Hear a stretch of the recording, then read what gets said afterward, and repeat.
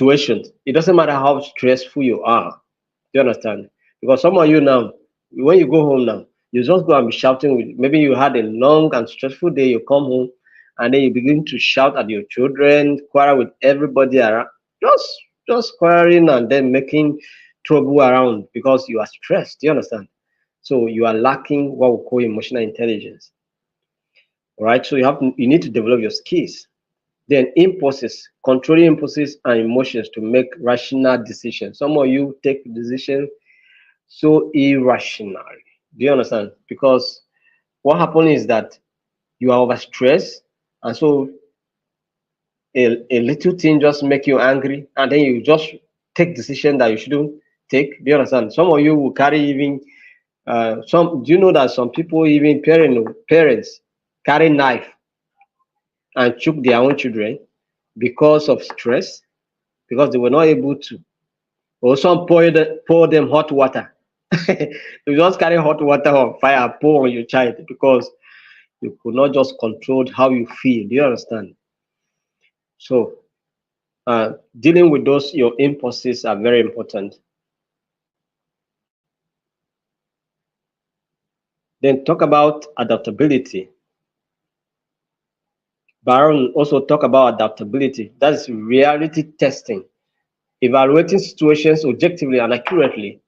Flexibility, adapting to change. That is where there's need for you to change, you change, all right? Where there to cope with situation you did. So general mood. How do you feel generally? That is optimism and happiness. Do you understand? Just be happy, just be optimistic. Don't be so negative. That's don't be so, you know, um just maintain high level of positivity. Yeah, because some of us think negatively. We are just thinking about the negative aspect of life. We are just so pessimistic. Do you understand? So pessimistic about life. We are going for an interview, but we are so pessimistic. We don't know. We are not sure. We are not confident that we're going to get this job. So just let me go. Whatever happen, will happen. I have not been so lucky to get job all these years. Let me just give another try. You are not just don't express it like that. You are already defeating your your competence. You are giving yourself reasons why you are not going to do well in the interview. So what do? Speak positively to yourself. All right. Yes, I know I can do it. All right. I know this is my time. I'm going to get this job. Do you understand? So just speak something. Just be optimistic. Okay, that's just a general mood. All right. Just be optimistic about life generally. That is going to be better. Even if it's difficult today, tomorrow is going to be better. Right. So that's it. So talk about problem solving skills. Problem solving, effectively identifying and solving problems. Yes, the only way you can solve problems is when you are able to identify the problem. Recognizing and acknowledging place gives you about reality testing, evaluate situation based on certain affiliation or affinities. Some of us we don't want to criticize certain things because this person is from my place, or this person is my religious person. So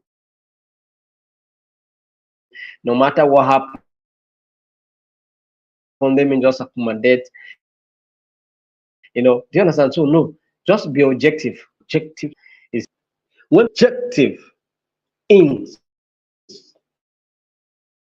situation that is supposed to be objective in kind of an analysis to bring okay, and that's the insensitive aspect, or even the government. Do you understand? Government know that things are not just going well, but they are so insensitive and they are not so objective about the situation. Do you understand? They are just making political statements. So these are the things. So Baron's model of emotional social intelligence highlights the interconnectedness of emotional and social competencies and their influence on individuals' overall functioning and well-being. So that's what this theory is all about. Let's move forward.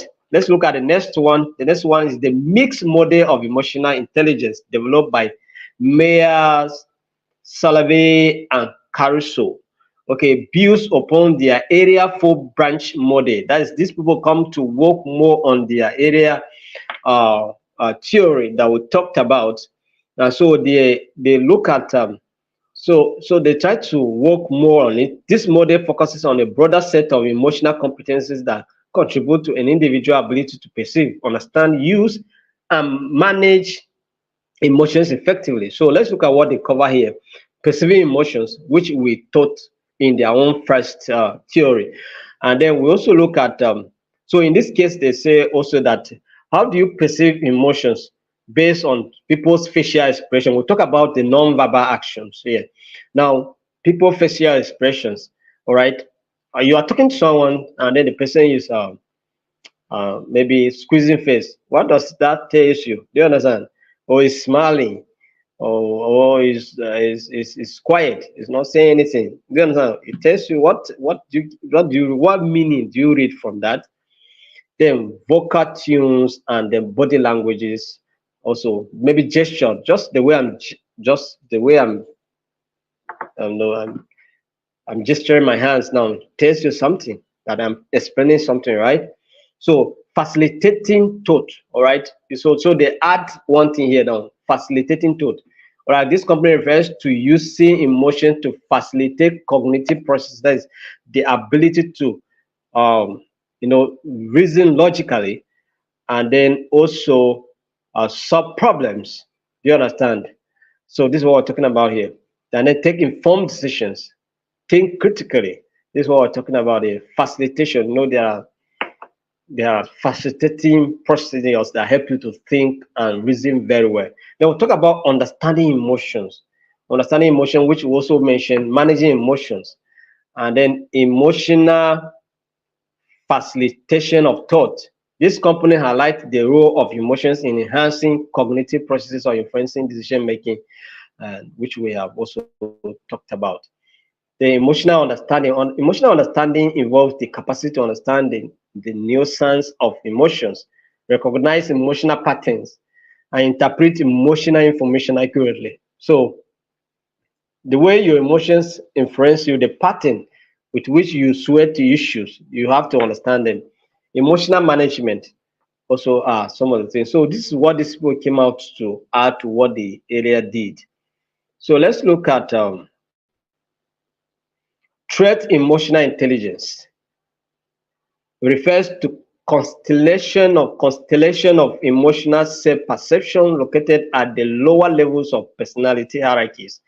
It is conceptualized as a constellation of emotional self-perceptions and disposition located at the lower level of personality hierarchy. So what are we looking at here? We are looking at the well-being, all right? This facet refers to the individual's ability to perceive and express positive emotions, maintain a positive mood, and cope effectively with stress. All right. So it doesn't matter how stressful you are, you can still cope. You can still, just try to calm down. There are certain things that you can do. You can just take a deep breath, and then you just leave, calm down, or you can just take certain things like or listen to music or the things that excite you the most, you do them, and then they can help you to reduce the stress and move on. Then self-control, one of the skills that we need, all of us need, is self-control. You understand? Or what we can call self-regulation. Self-control, have a self-control. You must. Some of us respond to issues. I saw one video. I saw one video today. A security man in a particular estate stopped somebody who happens to have a house in the estate, own a house in the estate, and he wanted to check the boots of the person. That's the person is coming back from work, and they say this person is a lawyer with the Federal Ministry of Justice, and then that's the person who work with the Federal Ministry of Justice. So he's coming back from work, and then the security man at the gate want to check his boot, and this person was just the way the person was responding and reacting. I was wondering, sir, what is the problem? If the man asks you, the security man you put at the gate want to check your boot, what is wrong about it? Even though you own a house in that estate, does not mean that you are safe. Do you understand? So if you want to check, if he has the instruction, if you give him the instruction that he should check the boot of everybody coming into the estate, then why should you be an exception? Even if he knows you. So what is the difficult thing to say, okay, check my boot, this is my boot, and then you go your own way? But he was threatening the security man, insulting him, just bragging, saying, I own a house in this estate. And do you know the question the security man asked him? Are you the owner of the estate now? Do you understand? So if the owner of the estate gave instruction that every car coming in should be checked, it doesn't matter who. And then you own a house in the estate, you don't want your cars to be checked. So if anybody carry anything, any explosive devices or anything, and just enter, you still come back and accuse this security man for not doing their job. Do you understand? So these are the things that we're talking about here. So self-control. So this man did not exhibit any form of self-control at all. As a lawyer working with the Federal Ministry of Justice, you see how he was insulting the security man, bragging with the security man. So you don't need to brag. You don't need to say it. The difference is clear. You don't need to even say it. So what do you waste your time? Why saying that he will sue the security man? It doesn't call for it. Lack of self-control. Do you understand? You may be provoked. Yes, it's true that you have a house. You may be even popular in the estate. Yes, but you have maybe this is a security man. You put him there for your own safety, right? So if he asks you to check your own boots, you shouldn't be sad. Maybe because you are not even the owner of the estate. Maybe the estate owner says he should. Or maybe the organization that employs him says, check everybody's car that enters here and goes out. Do you understand? So, and the guy was just obeying the instruction. So it doesn't matter. He didn't call for that kind of insult. Do you understand? So, but these are the issue we're talking about, self-control. Self-control is what make you, even when you are provoked as a wife, as a husband, you still take a deep breath, or just you swallow. That's what we call swallow saliva. Just you swallow your saliva, and then just calm down, and then respond, not react. Respond, not react. Do you understand? I don't know whether you are following me. So now we talk about self-control, talk about emotionality. That is, this facet refers to the individual's ability to perceive, express, and understand emotions in themselves and others. Social ability, all right? The ability to socialize and build relationship and show empathies are the things that we're talking about. So lastly, we are going to look at criticisms and controversies surrounding emotional intelligence. What are the criticisms? People just look at it and say that measurement and assessment of emotional intelligence may be inaccurately done, or the validity may not, the reliability and the validity and the cross-cultural application of the emotional intelligence may not be achievable. Then some talk about the conceptual confusions, all right? That, okay, there is no universally acceptable definition for emotional intelligence. So, therefore, it can create ambiguities and then misunderstanding. So, people also talk about the issue of overemphasis on emotional intelligence as a panacea for career success, professional and personal success, and all of that. So they say it's overemphasized and simplified. Then we'll talk about cultural variability. So people have concern because of cultural differences. All right, they say that what may be acceptable in a particular culture may not necessarily be acceptable in a particular culture. So this make emotional intelligence to be limited in this regard. Then we'll talk about predictive validity. All right, how predict correctly emotional intelligence can predict how people's emotion, how you can perceive somebody's emotion accurately, or you can perceive it accurately. All those things or how you can predict certain behaviors accurately. All these things can, limit the applicability and the validity of emotional intelligence. And then we'll talk about ethical concerns. There are ethical concerns related to how emotional intelligence assessment are used, particularly in employment.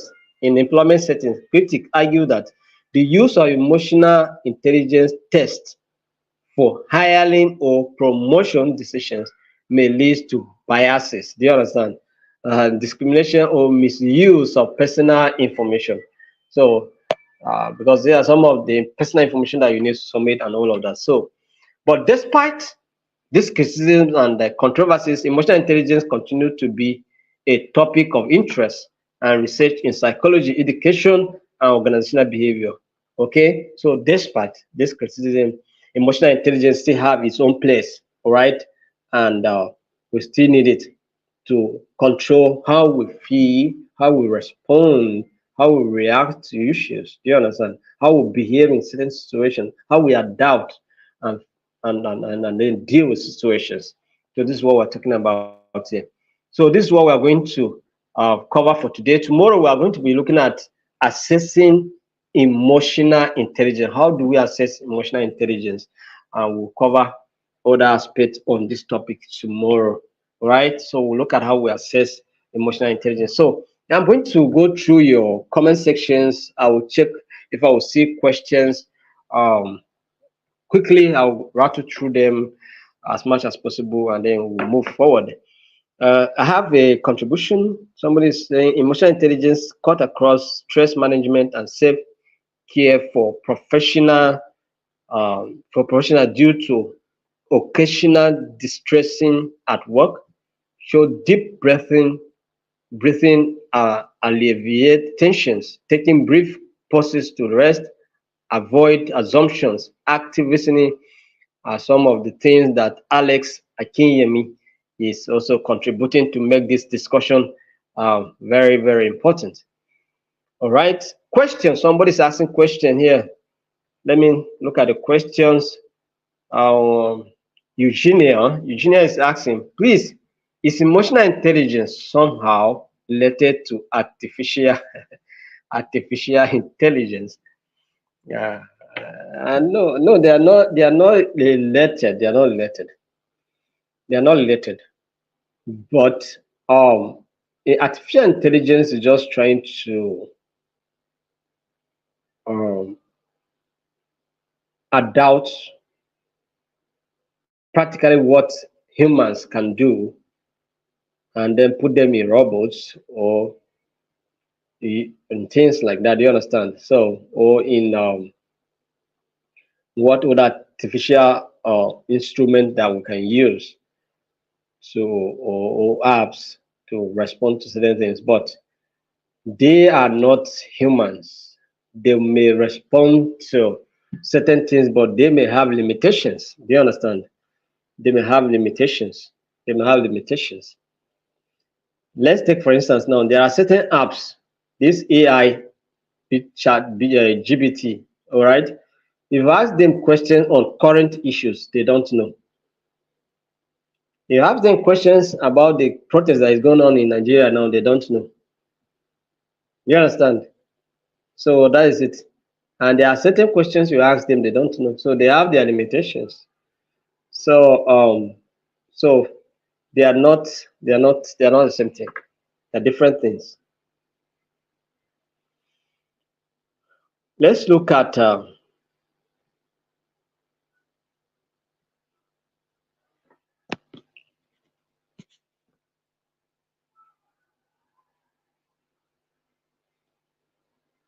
so tomorrow we'll be looking at assessing emotional intelligence. So emotional intelligence belongs to a day-to-day activities. That is what somebody is saying. Yeah. So I'm trying to see if I can see any other question before we call it a day. So thank you very much for being part of this training and making it possible.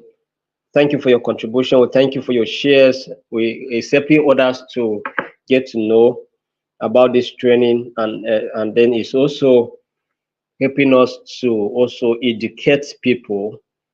And then because apart from those of you that join the training, other people will come across the videos and watch, and then they will learn something that will help their lives. And so this is the joy and this is the excitement, and this is what you are also contributing to achieve. Somebody's asking a question here. Women's Center for Self-Empowerment and Development, they're asking, what are the social and emotional skills we can teach students? Okay, and we talk about social skills like how to interpersonal skills, like how to relate, how to build relationship. Do you understand? How to culturally interact with other people from other cultures. Do you understand? You talk about maybe how a Muslim and a Christian should interact together, how a Igbo and a Yoruba should interact together. Do you understand? You are also teaching them some kind of social way of interaction in terms of how they respect each other, how they, because for the fact that I'm from a minority tribe does not make me, a minority person in your presence. We are all students here and we can relate together. Do you understand? Or because you are black and white does not make us any different. We are all humans. That is the first thing. So any form of discrimination is not accepted. So you teach them how to respect one another. You understand? And then welcome one another. And then those are social aspect of it. And then we'll talk about so the emotions. Sometimes we respond to our emotion based on sometimes on our cultural issues. Do you understand? And our backgrounds. Do you understand?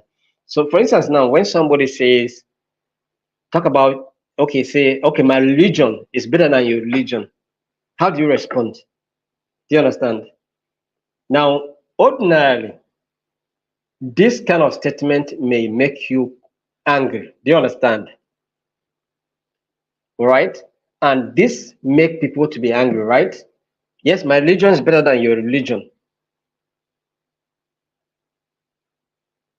Now, if you are to help the student to understand that no religion is better than any religion, it's just for you to believe in what you believe in, and so far as it's helping you and helping your life, face it. Do you understand? That does not make your own better than my own. My own also is better because it's helping me. I believe in it, and it's helping me in my own way. Do you understand? So by the time we are able to embrace each other's belief system, then it makes society better. Do you understand? So your belief system should not be a problem to my belief system. That is what they should know. So but sometimes we have people fight over this kind of statement. Do you understand? Enter into argument and abusive, insultive attitude. Do you understand? In a school environment, on a street, anywhere. Do you understand? To a point, some people even kill on account of this kind of statement. Do you understand? So, but we can help to teach the student to respond in this kind of, how do you regulate your emotion? How do you impulses, like somebody said to you that my religion is better than your own, how do you respond? How do you regulate your emotions in this case now? So you teach them how to control, manage their anger. Do you understand? Anger, anger management, self control. Do you understand? Let them have self control. Regulate how they react to issues like this, statement like this. Do you understand? So anger management is one of the things that they need to know. Peer anger management is very important. So some of the things that you let them know, very, very important. Then we look at, is there any other question that I need to check?